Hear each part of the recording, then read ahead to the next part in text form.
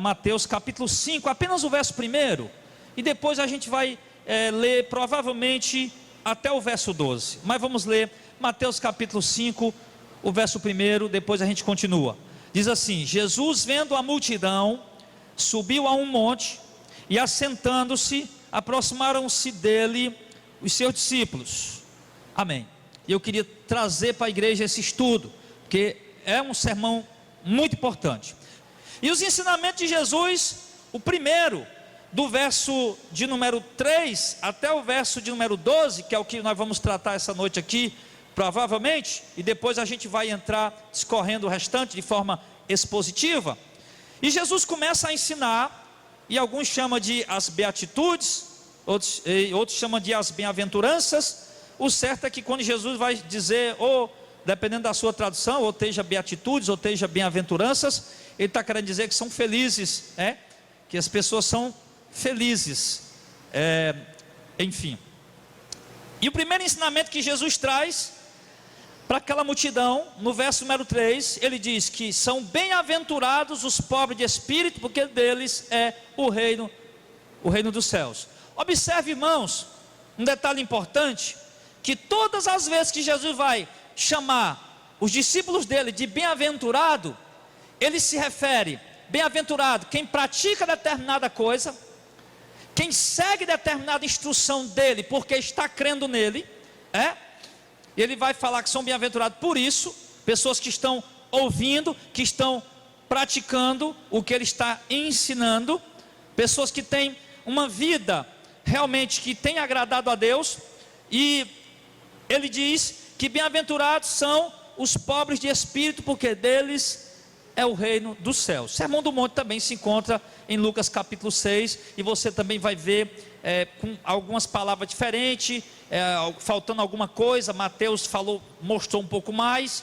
Por exemplo, Lucas diz apenas bem-aventurados os pobres, já Mateus ele acrescenta dizendo que são os pobres de espírito. Então ele não se refere na questão financeira, ele se refere àquele ser humano que é pobre de espírito, ou seja, que mesmo que seja uma pessoa rica, uma pessoa de posses, mas é uma pessoa humilde, uma pessoa dependente de Deus, uma pessoa que depende da graça de Deus, que é obediente a Deus, que é submissa à vontade de Deus, que renuncia às suas vontades para se submeter à vontade do Senhor, que embora tenha uma determinada posição, um status na sociedade, contudo, ela não se sente maior do que ninguém, não se sente melhor do que ninguém, ela não trata os outros com indiferença, ela não olha ninguém como se alguém fosse inferior a ela. Ela é pobre de espírito, ela não é arrogante, ela não é egoísta, ela não é presunçosa, nem pretensiosa, ela não se sente melhor do que ninguém, maior do que ninguém, nem que sabe mais do que alguém. Ela simplesmente, ela é pobre de espírito. E aqui podia ser um rabino, podia ser um doutor da lei, podia ser um homem muito versado, muito cheio de conhecimento bíblico, contudo, ele pode ser pobre de espírito no momento que ele compreende a dependência dele de Deus, que ele entende que todo aquele conhecimento que ele tem, todas aquelas instruções que ele tem, a sabedoria que ele tem, vem de Deus. E a pessoa que tem recurso, que tem posse, que é rica, tem muito dinheiro, ela também entende que aquilo veio do Senhor, e ela não usa aquilo apenas para o seu benefício próprio, para o seu benefício pessoal, mas é aquela pessoa desapegada, aquela pessoa que atende a necessidade do pobre, que socorre a necessidade de um irmão, de um familiar, de um parente, de uma pessoa necessitada. Não é uma pessoa que deposita a confiança no braço de carne, nas riquezas que tem, mas é uma pessoa que depende de Deus. Uma coisa que me chama a atenção, irmãos, nessas bem-aventuranças, é que normalmente, quando Jesus vai chamar de bem-aventurado, nos olhos humanos, nós diríamos que como é que essa pessoa pode ser bem-aventurada sendo dessa forma? Mas é como a Bíblia diz, que Deus não vê como vê o homem. Deus vê de uma forma completamente diferente, Deus vê de uma forma totalmente diferente. Por exemplo, faz de conta que tem um camarada rico sentado bem ali, o carro dele foi R$1 milhão, ele mora num apartamento de R$3 milhões, numa cobertura de R$3 milhões, ele usa as melhores grifes, as melhores roupas, ele tem milhões guardados no banco, sim, mas ele não conhece a Deus, ele não conhece a Cristo. Aí de repente tem um irmãozinho ali bem pobrezinho, que usa uma chinela furada no calcanhar, cabresto de uma cor, cabresto do outro, mora numa casa de taipa, A roupa que usa é rasgada e ainda há alguém que dá para ele, mas crê em Deus, mas tem fé em Deus. E o mundo olha para essas duas pessoas, e o que é que o mundo diz? Que bem-aventurado, feliz, próspero é o rico, é aquele que tem muito. Mas a Bíblia olha diferente. A Bíblia olha e diz que bem-aventurado não é aquele que tem muito, não é aquele que possui tudo dessa terra, mas é aquele que tem o temor do Senhor, é aquele que obedece a Deus, é aquele que guarda a palavra de Deus, é aquele que se submete à vontade do Senhor. Por isso ele está dizendo que bem-aventurados são os pobres de espíritos. E Jesus traz uma garantia para eles ali, no dentro do contexto da lei. Jesus traz uma garantia para eles o que? Os pobres de espírito, bem-aventurados são eles, porque deles é o reino de Deus. Deles é o reino de Deus, porque era o espírito da lei. Jesus está falando, irmão, exatamente do espírito da lei. Que o espírito da lei ensinava, irmãos, embora ensinava a justiça, embora ensinava, mas ensinava as pessoas a serem simples, a serem humildes. E o povo, a nação de Israel esqueceu isso. Nós temos que lembrar uma coisa importante também, irmão. Jesus está pregando para judeu, um povo extremamente religioso, da tradição de seus pais. Nós temos que lembrar também que não somente a lei de Moisés a lei escrita, a Torá escrita está em vigor, mas também a Torá oral, a lei oral, a tradição dos anciãos, como Mateus diz no capítulo 15. Nós temos que lembrar também, irmãos, que essa tradição dos anciãos estava anulando a palavra de Deus, e era o que o povo estava valorizando mais. E temos que lembrar também que esse povo, a nação judia, a nação judaica, está debaixo do jugo dos romanos, politicamente falando, estão debaixo do poderio de Roma. Então, ou seja, a pressão pelo lado dos romanos e a malícia pelo lado da liderança religiosa. Enquanto a malícia pelo lado da liderança religiosa, há dissensão dentro da própria liderança religiosa, como nós já vimos. Há o grupo dos fariseus, os zelotes, há vários grupos interpretando a lei do seu jeito, da sua forma. Aí Jesus vai, chega e simplesmente diz que bem-aventurado é quem é pobre de espírito, porque esse sim vai herdar o reino de Deus. Agora nós não podemos pensar, irmãos, porque eu tenho que pregar, mostrar o que está lá, no contexto histórico, mas também mostrar para a igreja, aplicando para os nossos dias.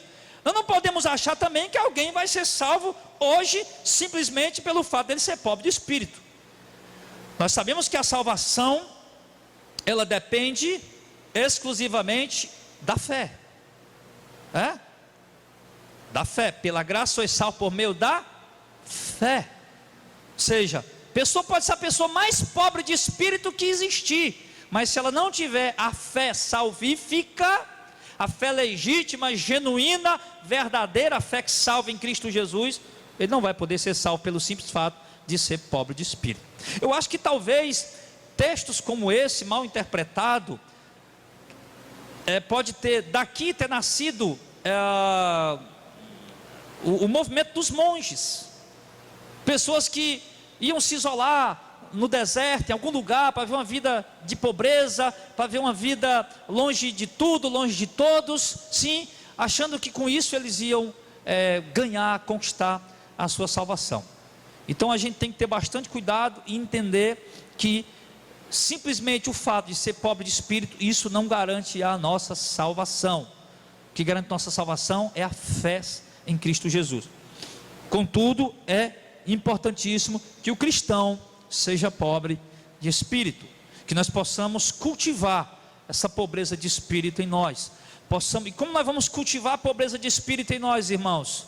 Enfrentando os embates do dia a dia, a ignorância das pessoas no trânsito, a ignorância das pessoas às vezes no meio da nossa própria família, a ignorância das pessoas às vezes mesmo no meio da própria irmandade, sim, e lidar com isso de uma forma humilde, de uma forma simples. Como nós vamos cultivar em nosso coração esse fruto, que eu coloco dessa maneira, da pobreza de espírito, essa ação da pobreza de espírito? Como nós vamos ser, sem que seja aquela coisa forçada?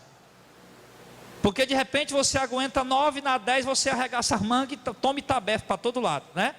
Mas o pobre de espírito, ele é pobre de espírito de fato, porque ele de fato é pobre de espírito, é um estado dele, não é que ele está fazendo força para aquilo, é um estado dele.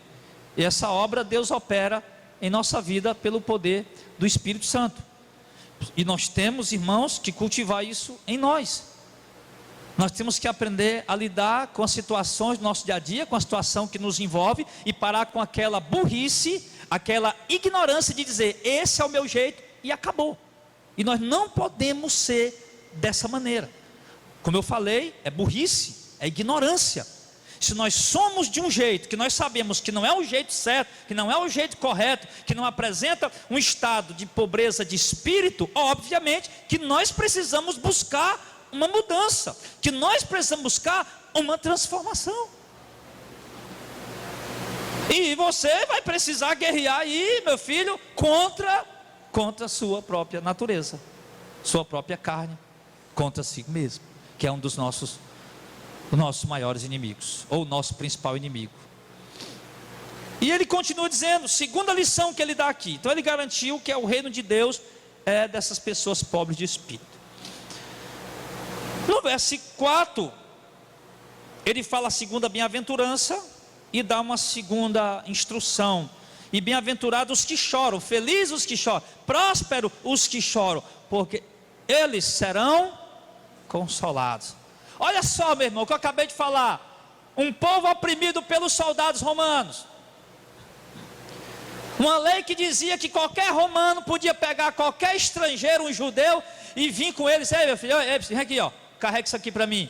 E a lei romana dizia que o cara tinha a obrigação de carregar aquilo por 1 milha, meu irmão. Aí Jesus vai, chega em outro momento, diz o quê? E se alguém te obrigar a carregar 1 milha, vai com ele 2. Poxa vida, 1 milha já era muita coisa. E Jesus disse para ir 2, Mas haviam pessoas, irmãos, como ele diz aqui, pessoas que choravam por causa dessa opressão, pessoas que choravam por causa da injustiça, pessoas que choravam por causa das situações do cotidiano, que estavam vivendo naquela pressão terrível. E Jesus vai e diz para eles, irmãos, que eles são bem-aventurados. Não, bem-aventurados não são os que estão nos bares, bem-aventurados não são os que estão nas festas, bem-aventurados não são os que se uniram aos romanos e estão prosperando, bem-aventurados são vocês que estão chorando. Chorando não porque fizeram algo de errado, chorando não porque mataram alguém, ou porque roubaram alguém, porque era coisa de errado, mas chorando por conta das angústias da vida, e chorando contrito aos pés do Senhor, aos pés de Deus, chorando porque desejam justiça, chorando porque querem a liberdade verdadeira, chorando porque querem viver a verdade, chorando porque querem ser livres para servir a Deus, chorando porque querem poder entrar e sair de uma forma livre na nação aonde moram. E as pessoas não estavam tendo isso. Por quê? Haviam outros grupos, irmãos, que eram revoltados com os romanos e queriam, não, vamos pegar a espada e vamos resolver o negócio, vamos pegar a espada e vamos para cima. E Jesus disse, não, tenham calma, bem-aventurados de fato são aqueles que estão chorando, porque vocês serão consolados. E aqui eu me lembro do que Jesus fala, do que lá em Apocalipse capítulo 21, quando ele mostra para João a cidade celestial, e ali o anjo fala para ele, olha, ali não haverá mais pranto, não haverá mais choro, eles serão consolados. Isso lembra disso. Então, meu irmão, às vezes a gente chora por causa das angústias, a gente chora por causa das pressões, a gente chora porque servimos a Deus com fidelidade, com interesse de coração, com simplicidade, com singeleza de coração, com fidelidade a Deus, e por conta dessa fidelidade a Deus, surgem situações que nos levam à angústia, surgem situações que nos levam às lágrimas, surgem situações que nos levam a chorar, mas Jesus está dizendo que nós somos bem-aventurados quando sofremos por causa dele, quando chorarmos por causa dele, da palavra de Deus, da nossa fidelidade a Deus. Hoje, infelizmente, a igreja não tem compreendido isso. Desde que nasceu a teologia triunfalista, a teologia da confissão positiva, a teologia da prosperidade, a igreja não entende mais esse espírito do Sermão do Monte. Os cristãos não querem mais chorar, acreditam que pelo fato de serem filhos de Deus, surgiu um ditado dizendo: nós somos filhos de Deus, nós somos príncipes e princesas e temos que ter o melhor dessa terra. E quase nunca isso acontece, irmãos, com o povo de Deus. Pelo contrário, o povo de Deus é um povo que passa tribulação, perseguição, provações, privações, tentações, que os leva a chorar, porque eles permanecem fiel a Deus, para permanecer fiel a Deus. Mas Jesus garante que eles vão ser consolados, que vai chegar um tempo em que vai haver o consolo. O Espírito Santo que foi derramado em nós, que habita em nós, ele já nos consola no tempo presente, nos faz sentir o consolo da pessoa dele em nós, nos momentos difíceis. E virá um tempo na eternidade em que de fato nós seremos consolados para nunca mais chorar. No verso número 5, ele traz a terceira bem-aventurança, e ele diz que bem-aventurados são os mansos, porque eles herdarão a terra. E Jesus está aqui, irmãos, dizendo que herdarão a terra. O termo terra colocado aqui, eu tive fazendo uma pesquisa, não é a terra, tá? Não está se referindo propriamente ao planeta Terra, ou ao nova terra, o novo céu, a nova terra que Deus vai criar. Mas ele estava se referindo nos originais ao povo judeu que tinha uma promessa de herdar aquela terra. Nós sabemos que o povo de Israel amava muito aquela terra, chorou muito por aquela terra. Quando Daniel estava no cativeiro e ele chorava querendo voltar para a sua terra, quando Neemias ouviu o que estava acontecendo na terra dele, ele chorou pelo que estava acontecendo e ele queria voltar. Os judeus, de fato, zelosos, queriam voltar para a sua terra. Havia a promessa de Deus daquela terra. Eles caminharam 40 anos para herdar aquela terra. Eles esperaram 800 anos pelo cumprimento da promessa de que aquela terra seria deles. Abraão, sai da tua terra, da tua parentela, que eu farei de ti uma grande nação. E eles esperaram 800 anos pelo cumprimento dessa promessa. Mais de 800 anos pelo cumprimento dessa promessa. E agora estão estabelecidos naquela terra, e eles foram saqueados várias vezes. No tempo dos juízes, por exemplo, quando Josué entra com o povo e Josué morre, e não levanta um líder geral para unificar o reino, deixa cada tribo no seu lugar, não levanta um líder para assumir a liderança, para ensinar o povo o temor do Senhor. Irmãos, o povo começa a pecar, começa a se contaminar com os povos das terras vizinhas. E no livro do Juízo você vai ver constantemente isso. E fizeram o que era mau aos olhos do Senhor, e Deus enviou os amalequitas, os midianitas, os povos do Oriente, que entravam na terra de Israel e pressionavam o povo. Eles não podiam comer do que eles plantavam. Tinham também tempo de seca, que é o que acontece no livro de Esté, no livro de Ruth, melhor dizendo. Você vê no livro de Ruth, acontece no período dos juízes. E exatamente no período do juízo, uma seca lá em Betel, e Deus enviava juízo, e o povo vivendo na terra, mas não podia usufruir do fruto, do benefício, da prosperidade daquela terra. Aí no ano 722, o povo, o reino tinha se dividido, né? Jeroboão primeiro ficou com 10 tribos, Roboão, filho de Salomão, ficou com 2 tribos, reino do sul, reino do norte. 722 é o império assírio, arranca o povo do reino do norte, cuja capital era Samaria, leva cativo para a Síria. Ainda hoje dizem que essas tribos, elas simplesmente desapareceram. Mas o certo é que elas se misturaram. E depois vem, no ano 606, e 597, e 586, o Império Babilônico arranca a nação de Israel que está habitando na parte sul, cuja capital era Jerusalém, e levam eles para o cativeiro. E o povo passa 70 anos longe da sua terra. E agora aí depois do cativeiro babilônico, do império assírio, veio o Império Babilônico, depois do Império Babilônico veio o Império Persa, o povo ainda estava sendo pressionado, depois veio o Império de Alexandre o Grande, que era o Império Grego, deu uma certa liberdade aos judeus, mas estava debaixo do jugo. Agora vem o Império Romano, e você observa que a nação de Israel viveu muitos e centenas de anos, meu irmão, debaixo do jugo de outros impérios, sem poder usufruir, irmãos, da prosperidade que aquela terra podia dar para eles, e vivia no coração deles o medo deles não ficarem naquela terra, não herdarem aquela terra, não poder morar na sua terra, não poder habitar na sua terra. Aí estão ali sempre com medo: será que nós vamos para o cativeiro de novo? Será que vão levar a gente para algum lugar de novo? Será que os romanos vão vir e vão transportar a gente como Nabucodonosor levou para a Babilônia? Será que vão levar a gente lá para a Itália, lá para Roma? Será? Como é que vai ser? E o povo vem naquela pressão, e Jesus vai consolar dizendo o quê? Sejam bem-aventurados vocês os mansos, porque vocês vão herdar essa terra. Então Jesus deu essa garantia para eles: sejam mansos, que vocês herdarão a terra. Mas aí, irmão, chega o ano 67, o povo esquece do que Jesus falou. Uma rebelião ali dentro de Jerusalém. O general Tito vem, oprime a cidade, toma a cidade, mata os judeus, e os judeus se dispersam, são expulsos por causa da rebelião que eles fizeram. E passaram quase 2000 anos, irmãos, do ano 70 até 1948, quase 2000 anos longe da terra deles. Mas Jesus tinha dito: sejam mansos de espírito, vocês vão herdar a terra.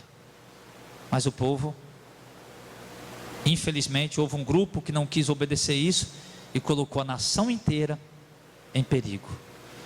E nós temos que entender, queridos, para nossas vidas, aplicando para os nossos dias, para as promessas neotestamentárias, é que existe na Bíblia Sagrada, em Apocalipse capítulo 21, a promessa de um novo céu e de uma nova terra, onde habita a justiça, onde a capital desse novo reino será chamada de a Nova Jerusalém, onde eles chamam de a Nova Jerusalém o tabernáculo de Deus com os homens, ou seja, o lugar onde Deus vai morar com a sua igreja.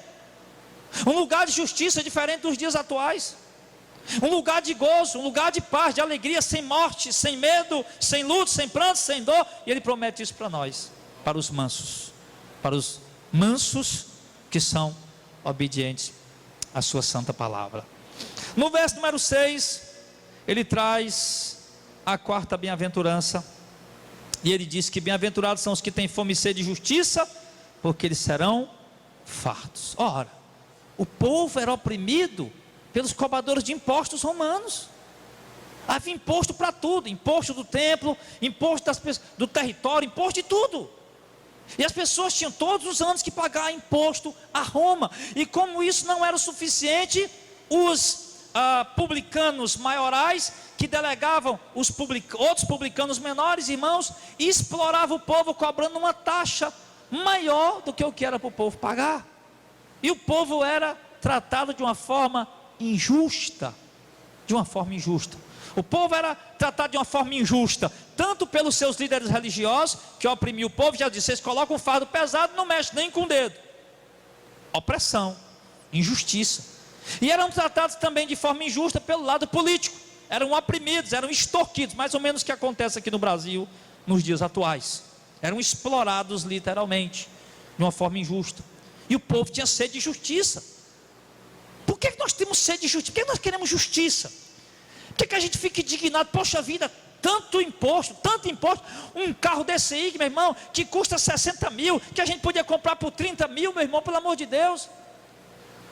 Qualquer coisa, sei lá, um eletrodoméstico, um bem material que você precisa ter na sua casa, uma coisa material que você precisa ter, ou que você tem vontade de comprar, meu irmão, que custa o dobro, ou que custa 2, 3, 4, 5 vezes mais por conta do imposto, e a gente vive indignado com isso. E o salário desse tamanho, quando sobe o salário um pouquinho, 5 reais, 10 reais, as coisas quase que dobram o valor, e a gente vive indignado com essa fome e sede de justiça.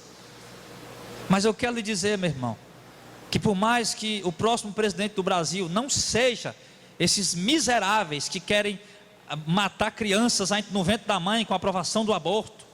Que não sejam esses miseráveis que querem aprovar a venda de maconha nas farmácias da esquina.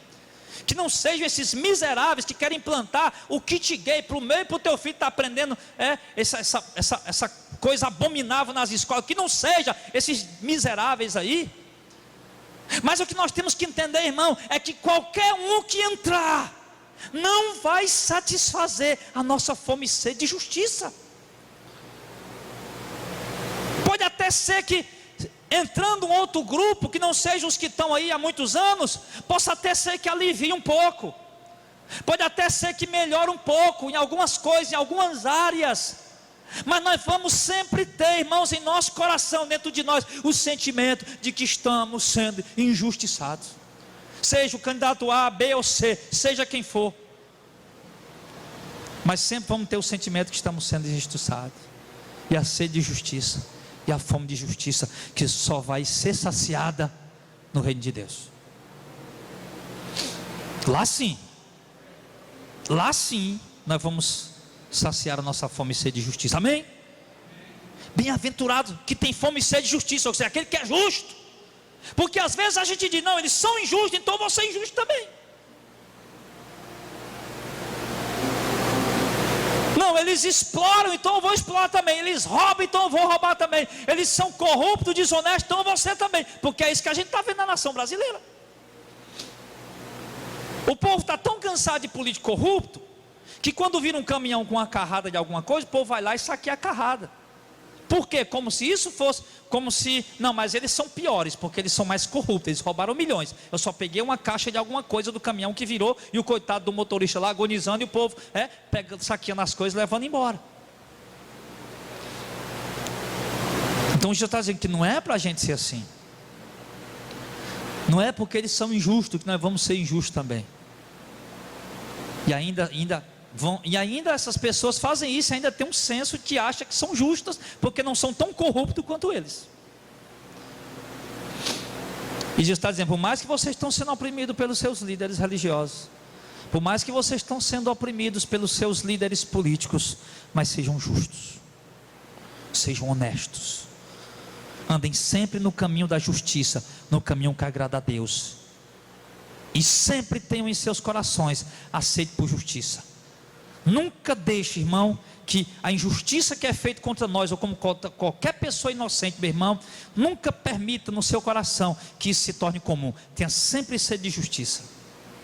Não sede de justiça de pegar uma arma e ir lá e estourar a cabeça do camarada. Não sede de justiça de ir lá e pegar uma faca e enfiar na garganta do camarada. Não, mas uma sede da justiça de Deus.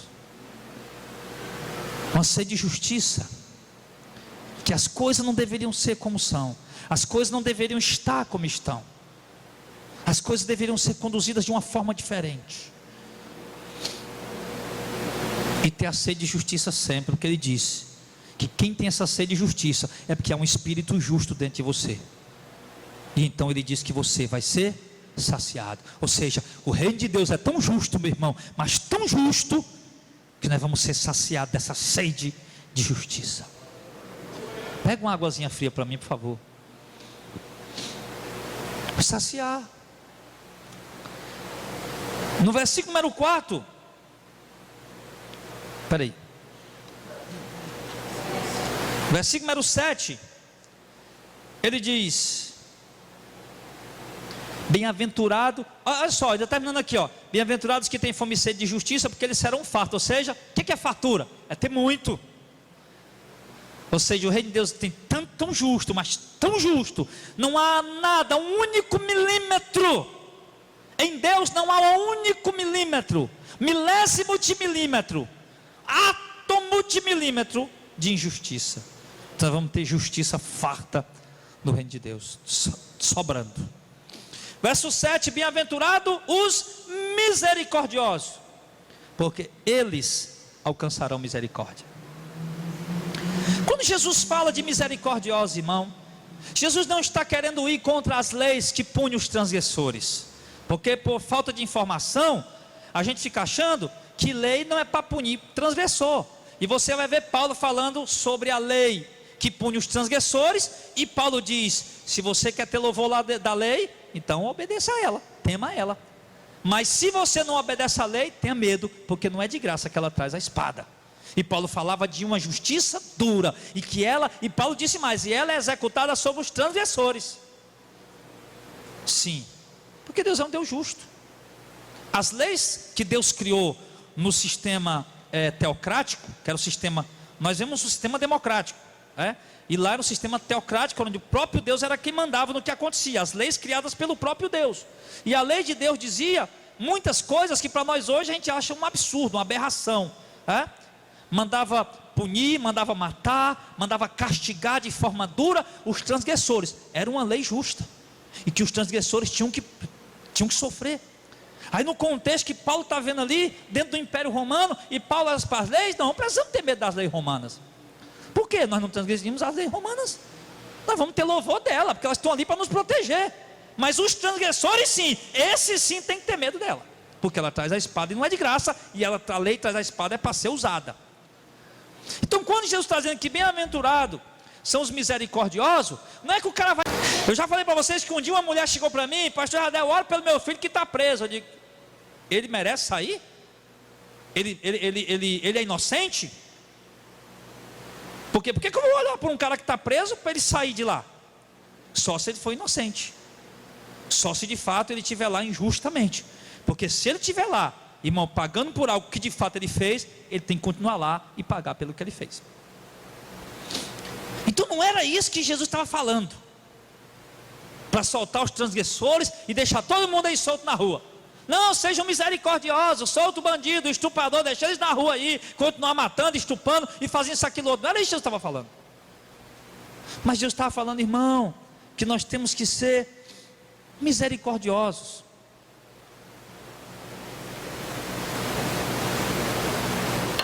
Como assim, pastor Jardel? Um exemplo claro na escritura do próprio Jesus, no Evangelho de João, quando pegaram uma mulher que tinha adulterado, todavia aquela mulher estava arrependida, e trazem aquela mulher para apedrejá-la, porque a lei assim ordenava. Mas o espírito da lei, irmão, também era um espírito de misericórdia. Você vê quando Josué manda chamar Acã: dá glória a Deus, meu filho. O que é que você fez? Acã não deu glória a Deus. Acã não mostrou arrependimento, mostrou medo e não arrependimento.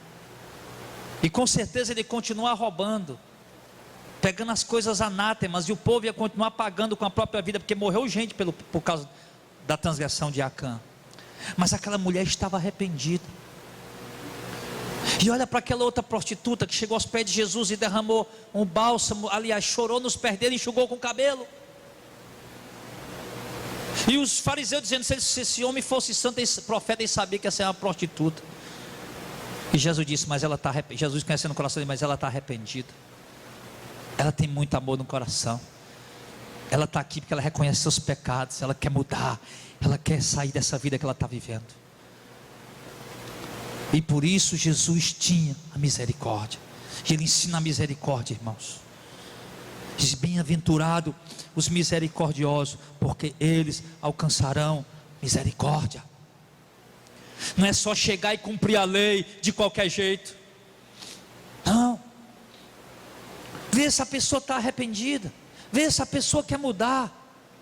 Vê se a pessoa quer uma mudança. Vê se a pessoa está arrependida. Vê se a pessoa de fato quer conserto. E tenha misericórdia dela. Sim.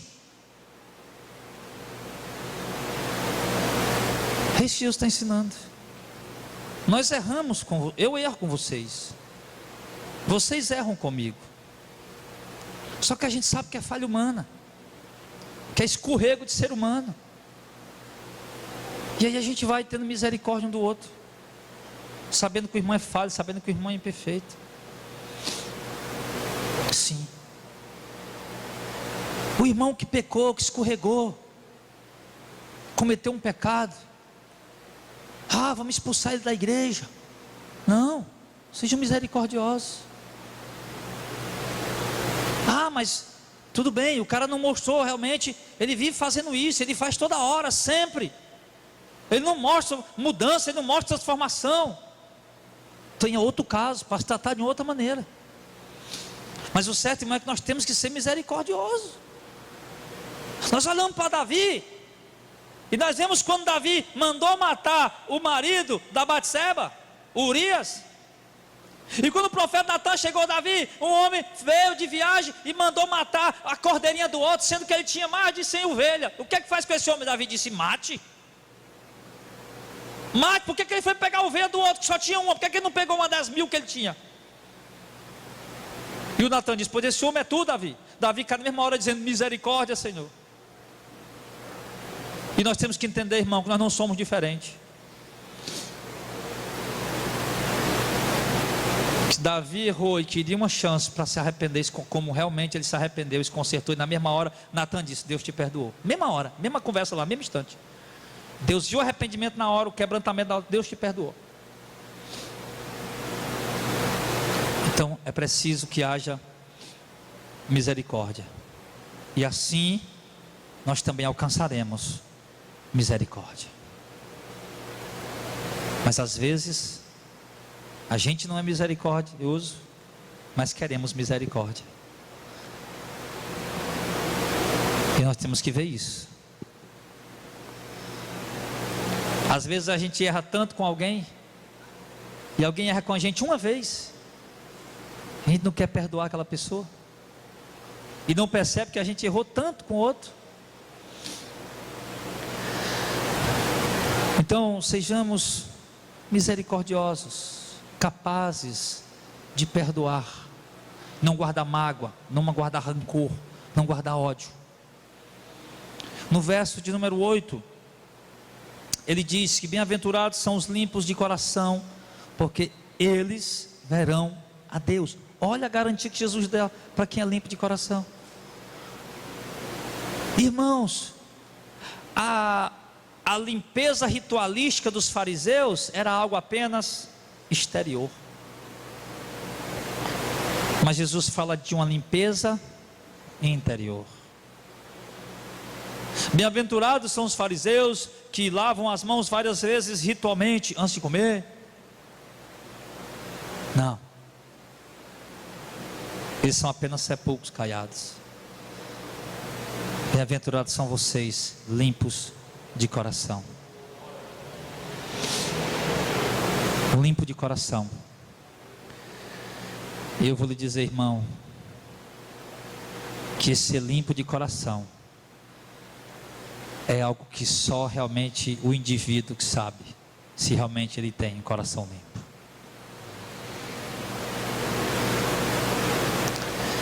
A natureza do homem é mau, é inclinado ao pecado sempre.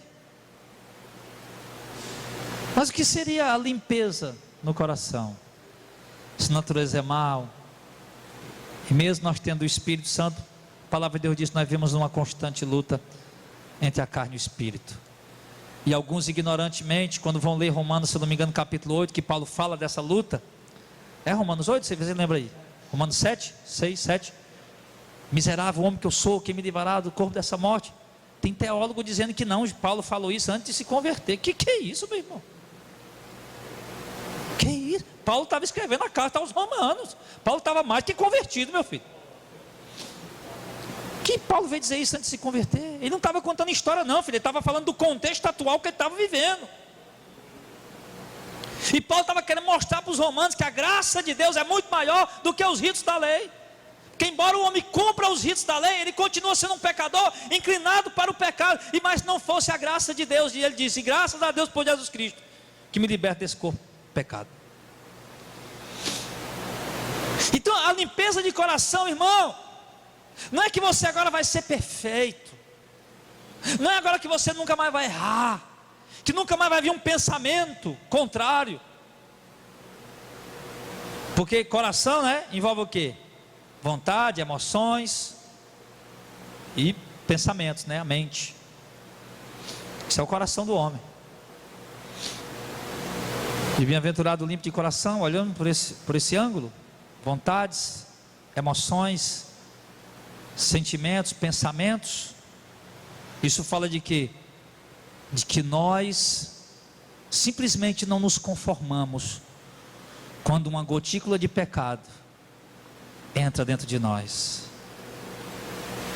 que quando nossa natureza terrena nos leva a pecar, a gente não se conforma, que quando nossa natureza terrena nos leva a pensar algo que não deveríamos ter pensado, a julgar, premeditar, a julgar algo que não deveríamos ter julgado, ou a sentir algo que não deveria ter sentido, a nossa natureza humana nos leva a isso, e o nosso homem espiritual, o Espírito de Deus que habita em nós, nos leva a nos entristecer. Os limpos de coração, não é que agora meu coração é limpo como de criança, e eu nunca mais vou ter maldade, ou sentimento ruim, ou desejo ruim. Vai ter sim, por mais santo que seja, vai vir alguma coisa desse tipo, mas você, como é santo, limpo de coração, você não se satisfaz com aquilo, você não se contenta com aquilo, você se angustia com aquilo, você se entristece com aquilo. Sim.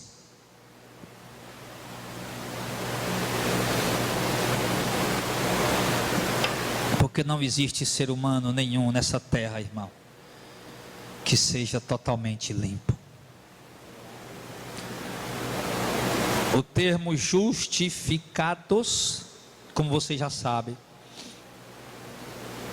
são pecadores declarados justos, de modo que os reformadores resumiram da seguinte forma: nós somos pecadores, continuamos sendo pecadores, porém justificados. Teve um pastor que ficou doido comigo com isso aí, doido. Aí o que Jardel está dizendo? Aí o que está dizendo? Nós somos pecador. Nós somos pecador não. Tudo bem, se ele não é pecador, eu sou. Não posso fazer nada. Se ele não peca mais, agora só tem um versículo para dizer para ele. Principal dos pecadores. E tem um versículo para dizer para ele, 1 João, capítulo 1, verso 8. Quem diz não tem pecado, é mentiroso. Agora ele vai falar depois de quê? Do viver no pecado. Então, nós temos que ser limpos de coração. E para isso, irmão, nós temos que ter muito cuidado. Porque aquele povo que Jesus estava pregando, irmão, eles tinham mil e um motivo para matar um soldado romano. Tinha 1001 motivos para fazer coisas erradas. Porque você observa que quando o povo foi levado para o cativeiro babilônico, quem foi que ficou fiel a Deus? Da primeira leva: Daniel, Sadraque, Mesaque e Abednego, Ananias, Misael e Azaria. A primeira leva, 597, 606, aliás. Quem foi que ficou fiel a Deus lá dentro? Olha lá: Daniel, Ananias, Misael e Azaria. Os outros estavam tudo comendo de tudo. Eles: não vamos se contaminar com o manjar do rei, não. Vamos ser fiel a Deus até aqui nessa nação estrangeira. E os outros judeus lá: não, nós já estamos lascados mesmo. Ah, estamos mesmo aqui já, no cativeiro, vamos se esbaldar. Aí Deus vai, Daniel na corte, Ezequiel lá no meio dos cativeiros, né? Eles eram contemporâneos. Daniel lá no meio dos cativos, e o povo do cativeiro, evangelista Auricélio. E Deus falou a Ezequiel: olha o que é que eles estão fazendo aqui no cativeiro. O que é, Senhor? E o Senhor me levou em espírito, as brechas, ele disse que viu pelas brechas da parede, ele olhou, e Deus levou ele em espírito, ele viu o quê? Os líderes dos judeus lá na Babilônia, no cativeiro, escondido, adorando as abominações babilônicas, os deuses babilônicos. Deus está vendo, Ezequiel, o que eles fazem aqui? Ou seja, Deus já nos abandonou mesmo, Deus já se entregou mesmo, Deus já nos entregou mesmo, então já estamos mortos mesmo. Olha o que é que o povo, agora, pós-cativeiro, depois do cativeiro, o povo volta, né? Neemias, Esdras, Malaquias, Josué, tudo contemporâneo, tudo lá na mesma época. Aí Malaquias escrevendo lá, capítulo 2, capítulo 3, depois que ele fala do dízimo: a palavra de vocês estão sendo dura para mim, Deus revela. Por que estão sendo dura para Deus? E ele fala: porque vocês dizem que bem-aventurados realmente são os que não temem a Deus, porque fazem tudo e prosperam. E Deus disse: as palavras são duras para mim. O povo tinha acabado de voltar do cativeiro, e o coração do povo lá contaminado ainda, poluído. Olha aí, ó, olha nós voltamos do cativeiro, estamos aqui, olha a desgraça que nós estamos vivendo. Passa a privação. A gente se santifica para Deus. Olha o que nós estamos vendo. Não vale a pena não. Agora olha os ímpios aí que não servem a Deus. Prosperidade, riqueza, abundância, tem tudo aí. E eles pensando nisso. Não havia limpeza no coração deles. É preciso que haja limpeza no nosso coração. Coração limpo. Independente da situação que nós estamos vivendo. Independente do momento que estamos vivendo. Da prova que estamos passando. Olha José lá no Egito. José podia ter se rebelado contra Deus. Eu vou pegar logo a mulher do Potifar e acabou a história. Já estou aqui mesmo, já vou morrer mesmo, não quero nem saber. E José, coração limpo. Você acha que ele não ficou, o fogo não ficou ali não? O fogo do carnal, é claro que ficou, meu filho. Quando aquela mulher bonita veio lá, vem meu filho, o texto diz que o coração dele rebateu bem aqui na goela. A goela aqui, ó, o cearense, né? Goela. Rebateu aqui, ficou tremendo, suando ali. Foi preciso correr, para não ficar, para não fazer besteira. Mas por quê? Coração limpo. Estava na prova. Foi preso injustamente, mas o coração limpo lá dentro. Então, irmão, limpa esse coração.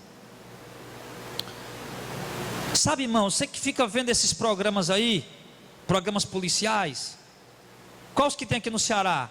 190, Barra Pesada, Rota 22.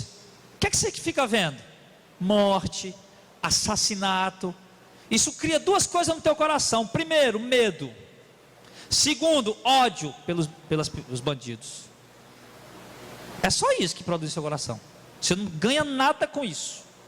Vai e entra no teu coração isso. Aí você anda na rua com medo e anda na rua com ódio no coração. Então, evita coisas que possam contaminar você. Mantenha seu coração limpo. Coisas que vão sujando o coração da gente. A internet é preciso ter muito cuidado com ela. Muito cuidado.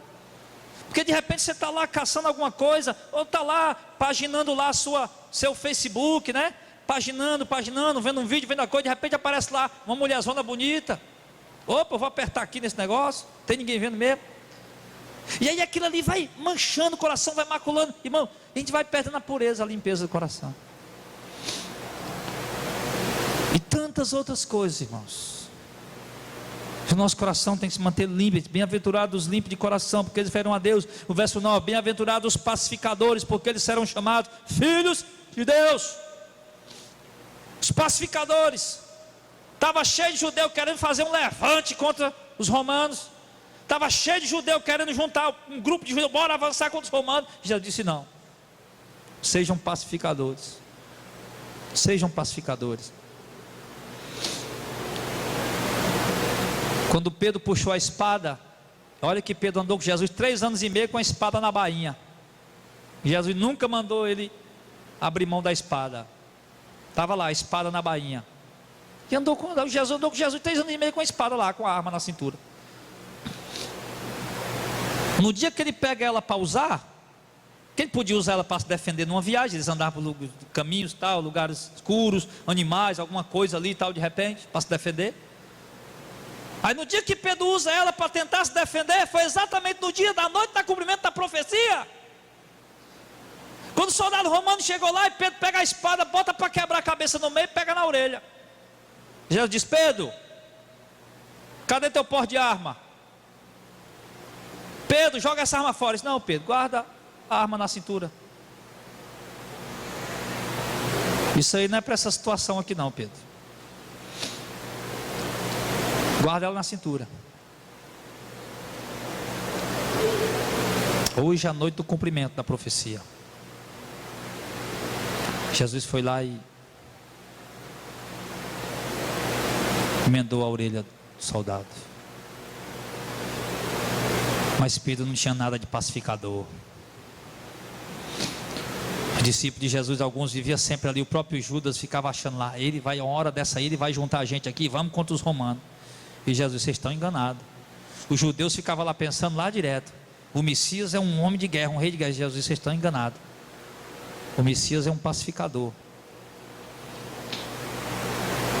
É um pacificador. Bem-aventurados os pacificadores. Eu não quero guerra. Eu não quero briga. Eu não quero confusão. Eu sou da paz. Eu sou pacificador. Então nós somos de qual time? Daquele que diz, vai lá e desconta? Vai lá e revida? Não. Nós somos daquele time que diz o quê? Aguenta, suporta, tolera. Se bem que tem circunstâncias, sem ser hipócrita, que são difíceis. Como eu vi um caso de um pai que teve a filha estuprada e morta, e o pai pedia, a juíza lá no final lá disse, o que é que o senhor queria? Eu sei que o senhor está, né? O que é que você queria? Eu queria 5 minutos com ele, numa sala lá, com esse demônio, dentro de uma sala trancada. E a juíza disse, sabe que eu não posso lhe dar isso? Eu quero 1 minuto só. Isso lá no tribunal, eu vi esse vídeo. Eu quero só 1 minuto. Ele disse, eu não posso lhe dar, eu resolvo aqui agora. Pulou em cima do cara.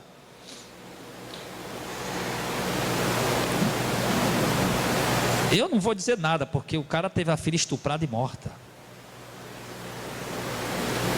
Eu não sei. E Deus me livre de passar por uma hora dessa. Está repreendido em nome de Jesus. Deus nos livre de passar por uma hora dessa. Deus nos livre, está repreendido em nome do Senhor. Mas o certo, irmãos, é que nós temos que ser do time dos pacificadores. Nós estamos na era de política, e agora? Nunca vi um tempo de política tão agressivo como essa política que nós estamos tendo agora. Não pode, o pessoal do partido A vão fazer um movimento bem ali, o povo do partido B vem para meter a chibata neles. Aí no outro dia esse pessoal do partido B estão fazendo um movimento bem acolá, o cara do partido A vem e mete a chibata neles também. E cadê o povo, cadê os pacificadores?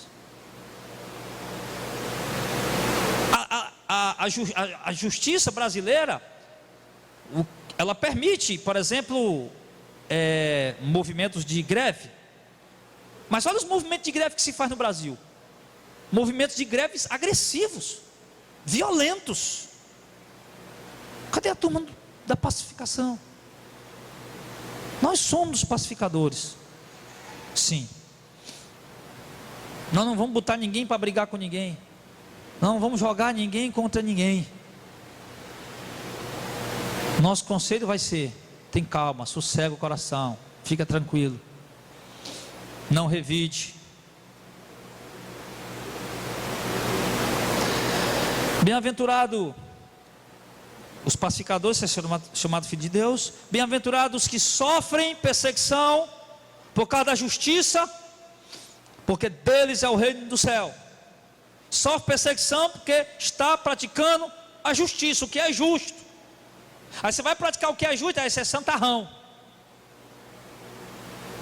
Vai praticar o que é correto aos olhos de Deus, aí você quer ser melhor do que os outros. Quer ser mais santo que os outros. Tá bem-aventurado quem sofre perseguição por causa da justiça, porque está fazendo o que é justo, o que é certo, o que é correto.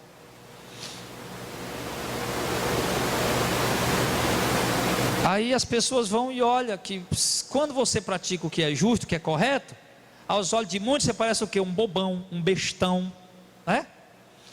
Isso é um bobão, um bestão. Isso não. Eu estou praticando o que é justo. Eu estou sofrendo perseguição porque estou praticando o que é justo. E já diz, quando você sofre perseguição porque está fazendo o que é justo, então você é bem-aventurado, o reino de Deus é seu. Bem-aventurado vós, quando vos injuriarem, meus discípulos de Jesus, quando perseguirem, quando mentindo, disserem todo mal contra vós, por minha causa. Os líderes judeus não aceitaram o ministério de Jesus, e Jesus sabia que aquele povo que estava ouvindo ele ali, irmãos, iam sofrer. E Jesus estava preparando eles. Olha, vocês vão sofrer por minha causa. Vocês vão ser injuriados, blasfemados, perseguidos. E vão mentir também. E vão dizer mal de vocês por minha causa. Mas lembre disso, você é bem-aventurado.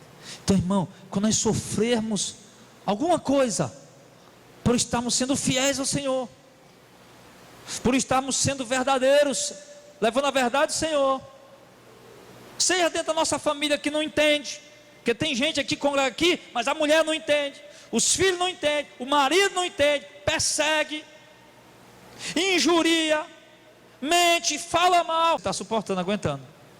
Então suporta, aguenta. E no verso número 10, no verso número 11, ele conclui dizendo: exultem e alegrem-se, porque é grande a vossa recompensa nos céus, porque assim perseguiram os profetas que foram de vocês. Ou seja, os profetas foram perseguidos por quê? Jeremias foi preso no calabouço, na casa de Jonas, foi jogado da cisterna com água no meio da canela, ficou lá durante alguns dias fazendo suas necessidades, comendo pão sujo, jogava lá dentro. Jeremias estava ali por quê?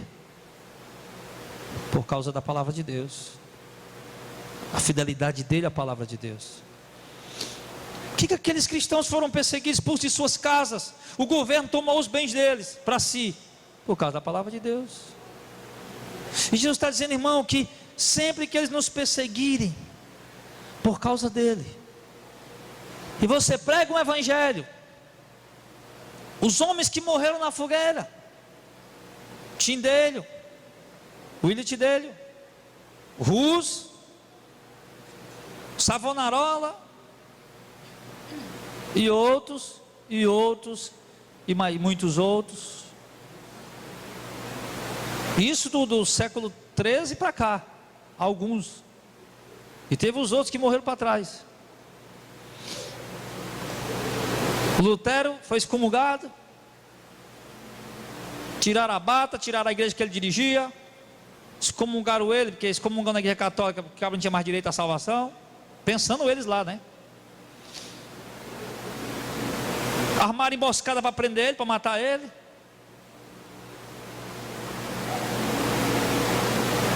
E tantos outros reformadores que sofreram. Ele está dizendo, sofreram por quê? Para fazer a reforma, para trazer a verdade de Deus num tempo de trevas. Aquele grupo lá que era liderado por Pedro Valdo, os valdenses, eu esqueci o nome do país, lá onde tem os Alpes gelados, eles iam com suas crianças e morriam lá. A igreja católica mandava perseguir, vamos pegar os valdenses. Era um dos poucos grupos fiéis a Deus naquela hora ali. Iam lá fugindo, morria de fome, morria de frio, por causa da palavra de Deus. Homens, irmãos, dedicaram a vida para traduzir a Bíblia para o idioma do povo, que era proibido. O Tindelho, meu irmão, que é chamado de o contrabandista de Deus, o fora da lei de Deus. Você vê como, para fazer a vontade de Deus, às vezes você tem que ir fora da lei. Era o fora da lei, era o contrabandista de Deus. Por quê? Porque ele subornou donos de gráfica para poder produzir os escritos sagrados que ele estava traduzindo para o inglês. E o que ele fazia? Os caminhões que iam viajando para os outros lugares, ele pegava os livros e colocava dentro do trigo, dentro da farinha, dentro das coisas lá. Aí os caminhões iam e tal, quando chegava lá, ele já informava o povo já abria e já pegava. E já levava. E a igreja católica perseguindo o homem, perseguindo. Para pegar, para matar. Contrabandista de Deus.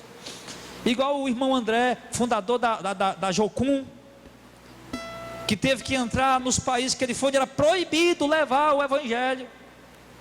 E segundo o que me consta, ele pegou o fuscão dele lá e colocou uma de Bíblia na frente, no capuzão da frente lá. E atravessando a fronteira, e os guardas parando ele. E se pega eles com aquela Bíblia, meu irmão, pode ter certeza que ele era fuzilado ali na hora. Homens que andaram na contramão da lei, que foram contrabandistas de Deus, contra a lei de Deus, mas foram homens de Deus. Fizeram isso, sofreram por causa da palavra de Deus. E com certeza a própria igreja, muitos da própria igreja julgaram eles. E não sabem que estão fazendo a vontade de Deus. Então, irmãos, sempre que nós sofremos alguma coisa, por causa da nossa fidelidade a Deus, ele disse aqui, verso 12 para concluir: exultem e alegrem, porque será grande o galardão de vocês no céu. Será grande o galardão de vocês no céu, porque assim perseguiram os profetas que foram de vocês. Em outras palavras, ele está dizendo: vocês estão sofrendo igual os profetas, meus filhos. Sabe os profetas que vocês amam, que vocês valorizam? Eliseu, Elias, os profetas, sabe? Sei. Pois é, vocês estão sofrendo igual a eles. Então vocês são bem-aventurados. A recompensa de vocês é grande. Porque o homem sofre muita coisa. O homem sofre pelas coisas que ele deseja, pelas coisas que ele quer. E sempre o sofrimento do homem gira em torno de algo, de alguma coisa pessoal dele. Mas está mostrando gente que sofre por ele, por causa dele, por causa da palavra dele. Ele está dizendo: esses aqui são bem-aventurados. Poderiam ter tendo uma vida mais tranquila, mais sossegada, mas estão sofrendo por minha causa. Vai ser grande a recompensa deles. Em outras palavras, ele está dizendo: vocês estão sofrendo por minha causa, você podia estar tranquilo, sossegado, mas estão sofrendo por mim. Fique tranquilo, que eu vou dar uma recompensa gloriosa para vocês. Então, queridos, essa primeira parte do Sermão do Monte, as beatitudes, as bem-aventuranças, a gente encerra aqui. E na semana que vem a gente vai dar continuidade, e sempre mostrando um pouco, né, do contexto histórico, da visão como estava acontecendo lá, por que Jesus estava dizendo aquilo, no contexto judaico, e aplicando para os nossos dias. Vamos ficar de pé em nome do Senhor Jesus.